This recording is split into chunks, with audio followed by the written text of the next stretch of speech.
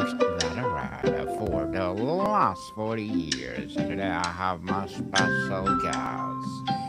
She is a CMO plus CRO to Dialogue Enterprise Text Messaging Expert. No other than Miss Amanda McGuckin Hager. Yes, hi. Welcome on Book 101, Miss Amanda. And can you please introduce more about yourself that I miss? Yeah, thank you. You said my name right. It's Amanda McGuckin Hager. Not many people get it right, so great job.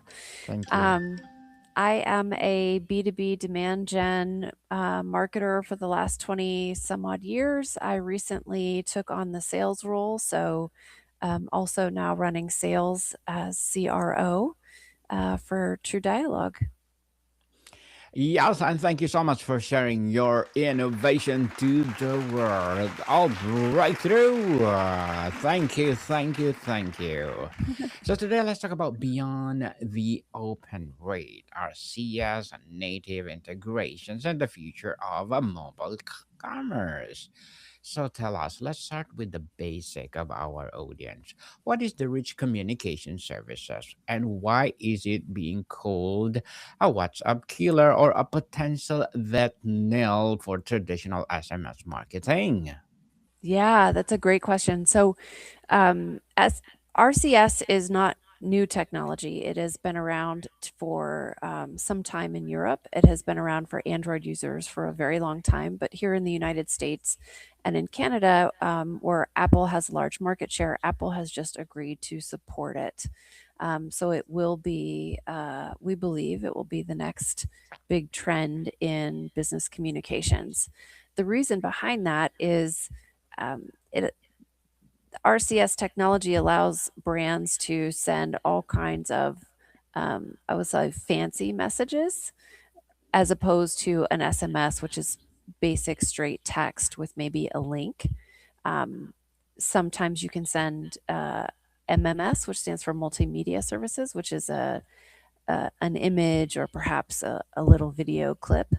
Um, but for RCS, you'll soon be able to send carousels, video, interconnections to the map function on the phone, interconnections to the wallet function, interconnections to your calendar for booking meetings.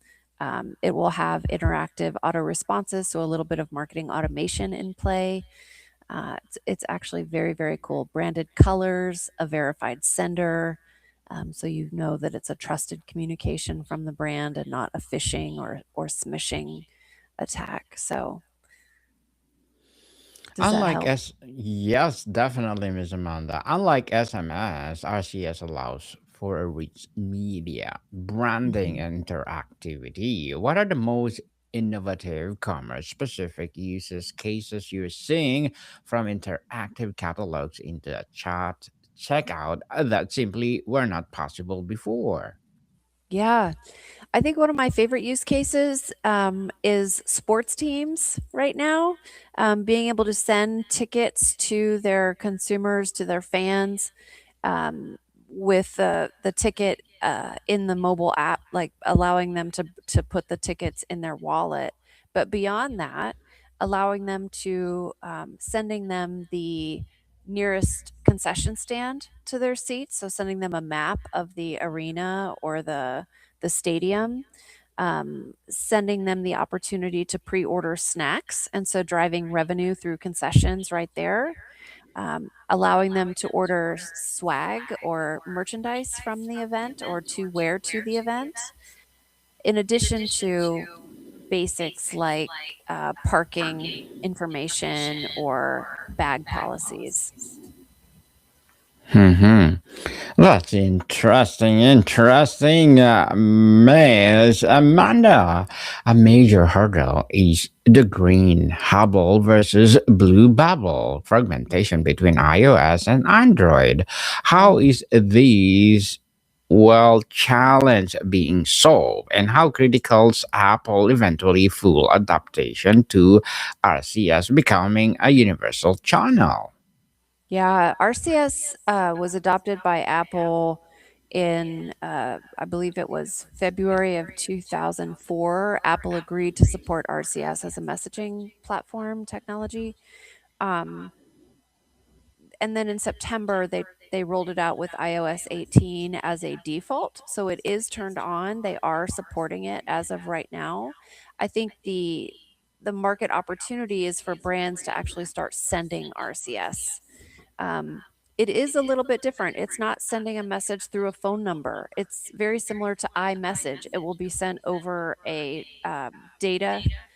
data connection. It could also be sent just over the internet. So you might be using carrier networks, or you might just be using the internet to send it. And in that way, it sort of kills the blue and green bubble. So, Miss Amanda, with a great power comes great responsibility. How do brands, for sure, right? Even Yeah, it's true. Superman or what, So Spider true. Man, have that this phrase. So, how do brands navigate the privacy and permission landscape with RCS to avoid creating a new generation of spam? And what does Mhm. ethical, value driven engagement look like on this platform? Yeah, that is such a great question. So, by the nature of RCS, the brands will register an agent. It's called registering your RCS agent, and that agent process, approval process, goes through Google. So Google approves your agent or not, and as long as their approval process is tight, it really should eliminate all spam messages as RCS platforms. Um, in that way, it is a very trusted, even more trusted than SMS, more trusted than MMS. Uh, it should be a highly um, n- tight and narrow communication channel, meaning the only way to receive those will be as a consumer with a strict opt in. And there are compliance laws that are fairly easy to follow as a brand. Much of it includes um, the agent registration process and then the opt in on the website and through the forms. So, Miss Amanda, let's talk about the native integration and the seamless ecosystem. Native integration is a buzzword. Can you give a concrete example of the frictionless in app commerce experience that points to the future where the between discovery and the purchase vanishes? Yeah. Well, with RCS, there is actually not an integration to an app. It is a messaging communication, much like a phone call or a direct mail or a text message. It is from the brand to the consumer directly. Um, However, as a vendor, if you were as a brand, if you were sending RCS, there's multiple ways to do it. You can do it through an API to the back end. That's a little bit more complicated and requires some developer work um, joined with your marketing team. There are other ways to send it through RCS composers, which True Dialogue has an RCS composer that works with our UI. It also works inside um, our native integrations into the CRM and marketing automation platforms as well. So it would be an integration in the platform where the lists are held. What role do super apps and embedded finance like Uber, adding banking, Shopify, and other checkout anywhere play in creating a self contained commerce universe? And this is the future of the Western markets. Yeah, it's a great question. I think the big brands like Uber and e-commerce, large e-commerce platforms have the opportunity to leverage RCS, and we're seeing some of that come into play now. Um, Imagine Uber sending you a message that shows your car in real time in your messaging application versus the Uber application, right? So it's a little bit Mm-hmm. more direct to the consumer as an RCS message than it would be in the app. I know a lot of people that don't have their app open and they're seeing these notifications coming up. Sometimes they have notifications turned off. That is one drawback of the in-app communication. And one advantage of RCS communication is that it just shows up on the phone in the messaging platform instead of an in-app notification. So there's huge opportunity for the Western market in this adoption. The data and personalization engine. Moving beyond the open rate means looking at the richer metrics. What are the new KPIs? App duration or button engagement or in-app conversation or conversion that truly matter for RCS and native experiences. Yeah, when comparing to text messaging, with text messaging, brands get a number of basic analytics back: the number of messages sent, the number of messages delivered, click through rate if they have a URL or a link in the text message. Um, they can see response rates, sort of engagement rates in that way. But with RCS, the analytics are much richer, much richer. So being able to see, let's say that there's an RCS message sent with two buttons, two call to action buttons. Brands will be able to see which call to action button was engaged more often, thereby doing A/B testing. There's opportunity to see engagement rate, delivered rates, open rates, but also engagement rates as well as click through rates. And like I mentioned, the A/B rates, engagement rates, engagement time. The analytics for RCS are much richer than your traditional SMS campaign. Much richer indeed. So, how can a brand leverage the native sensors and context of a mobile device and in real time to trigger the right commerce experience at the perfect moment? Yeah, there's so much that is getting done now through automation and through behavioral triggers. um, that all can be done inside workflow apps, whether that's your CRM or your marketing automation platform, or even your messaging platform. And so, I think brands getting really savvy with their lists and their list segmentation and understanding the behavioral triggers um, that that would trigger the message that is sort of the right place at the right time, taking advantage of that opportunity is the way to go. And we're seeing brands doing that today. I think you brought up something that I think is really interesting regarding RCS, which is the mobile device itself.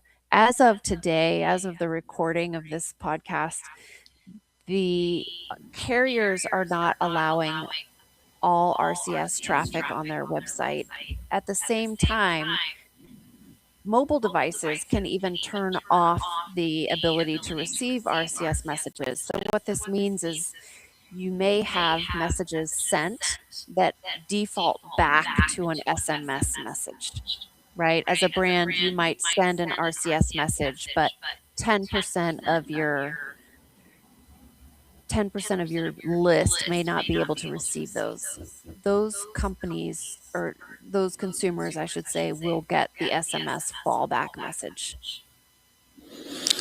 Miss Amanda, the future landscape and convergence. Let's connect the dots. How do RCS, native apps, and conventional AI chatbots converge to create a single intelligent 24/7 storefront in a customer's pocket?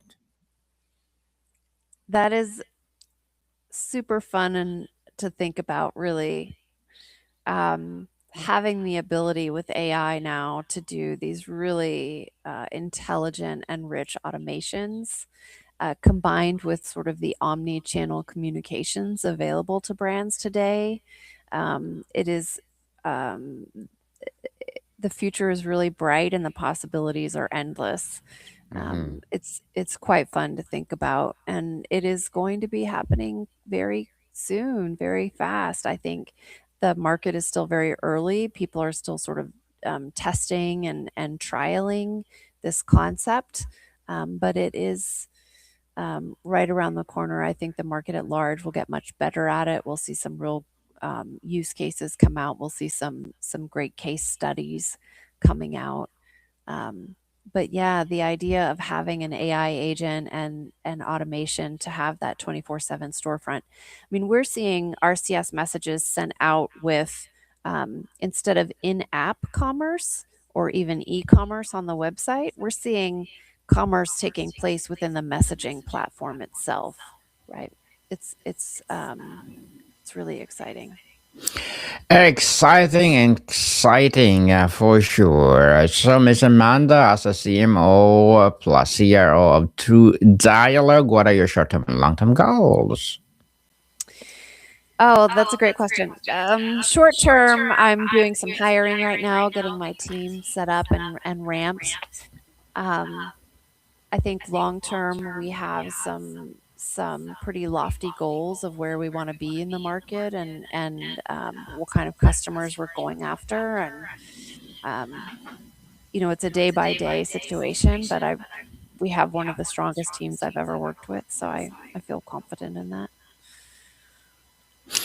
Well, good luck to your goals, Miss Amanda. Looking forward for more success. And what will be your piece of advice for those people out there who want to be like you?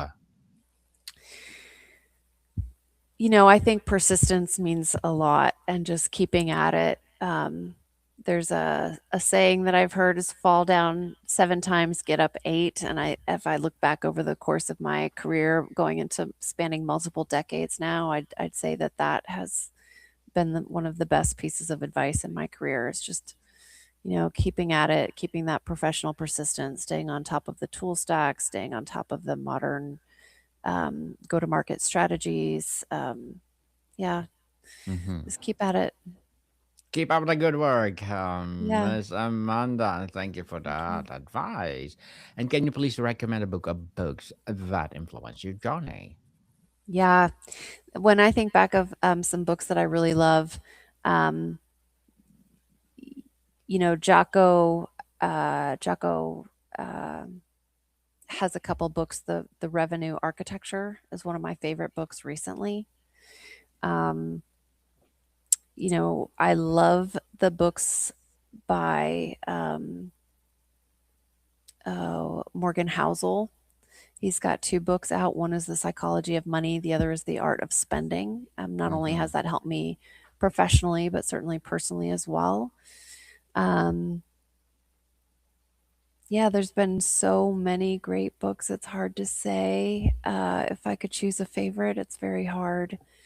Um, the Art of Scaling is a fantastic book as Mm-hmm. well. Um, I think one of my favorite books, although it's dated, is Brand Hijack. That was a really fun book for me. Um, yeah, there's a couple there. Mm-hmm. Yes, definitely. And thank you for that recommended books, Miss Amanda. So, looking at the competitive landscape, who carries tech giants like Mhm. Apple, Google, or Agile SaaS platforms will ultimately control the gateway and the customer relationship in this new ecosystem? Yeah. Um, the market at large, looking at Google and Apple, I think there is a lot going on right now behind the scenes with Google, Apple, the telecom carriers, the bodies that govern text messaging. I think that I'd like to say that from what I am seeing in the market right now, it's collaborative. Things are happening between Google and the carriers. Things are happening with Apple. I think Apple supporting RCS was a really new and in many ways unexpected turn of events. So um, Yeah, I think that yes, they will be controlling it, but everyone seems to be playing well together. So Yes. So in the future, what happens to the traditional brand website and e-commerce platform? Do they become more back-end engines or they retain a primary role? yeah, we've talked a lot about this in our marketing world. As of right now, with the rise of AIs, Yes. AI LLMs are the answer engines for so much of our buyer research. And so, if that's the case, then what are the websites for? And I think more and more we're swinging to websites will become places of interaction. So, as of right now, most websites are fairly flat. They contain a lot of content. They might have some calls to action here and there. They might have some resources to download. But as we move into this world of AI, I think we'll see more and more interactive experiences on websites. So, they will still serve their purpose. They will still be a place where consumers and prospects can experience a brand. And I think those experiences will become much more interactive than they are today. Miss Amanda, before we wrap up our discussion for today, I'm inviting you to please do listen to my other podcast, people, because my abstract essay is already in sixth season, abstract poetry in third season, and my book 101 review in its sixth season as well. Comedy 101 third season, and my food 101 in sixth season as well. Geography 101 love letters, movie 101 review, music 101 fifth season. Science 101 is Sex 101, a fourth season, and my baby podcast, Trivia 101, Law 101, Mental Health 101, Motivation 101, Entrepreneurship 101, and of course, Bible Verses 101. Please listen to them wherever you listen your podcast. So, Miss Amanda, I'm inviting you to please do come over to my Entrepreneurship 101 and let's talk about business mindset. That would So, be if great. Thank you. yes, you're most welcome. So, if you get the right, what is the ultimate process for the consumer experience? Paint the picture of what seamless, helpful, and empowering mobile commerce feels like in 2 to 3, 5 years from now. I think that most brands in 2 to 5 years will have adopted the opt in process. Um, I think text messaging and RCS messaging will be one of the primary communication channels. And I think, as we discussed earlier, I think the RCS element of that messaging becomes much more interactive, much more immediate, much more impactful to successful KPIs than we're seeing today. So I just see that continuing to grow and rise. Yes, Miss Amanda McGuckin Hager, thank you so much for sharing your knowledge and wisdom to the world. So, can you please invite our listeners to support your advocacy, your projects, your business, or whatever projects that you're doing right now? Yes, True Dialogue is our website. There's more information there. And my LinkedIn is linkedin.com/in/Amanda. Listeners can find me there if they want to carry on the conversation. Yes, people, let's support Miss Amanda because if you support her, for sure, more and more empowering advocacy like this will rise. I have one more question, Miss Amanda. Y- yes. Conversely, what are the potential dystopian pitfalls around data monopolies, addiction, or loss of serendipity? What must the mindful of us build this always on hyper convenient future? Oh gosh, Daniel, that's a really good question. I haven't given much thought to the potential dystopian world of data aggregation. I'm sure it's out there, but I'd have to really spend some time thinking about it. What are your thoughts? Well, this will be the future of our generation to generation to come. So we embrace it, whatever will Yeah. happen. And we will adopt it for sure. Yes. So, Miss Amanda, again, thank you so much for your time. Thank you, Daniel. I appreciate it. Thank you so much. Welcome, people. See you soon.